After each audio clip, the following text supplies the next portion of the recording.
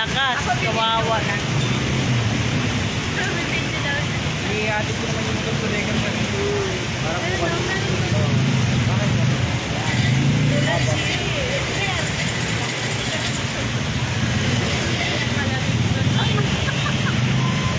Nay, ang lamig, Diyos ko.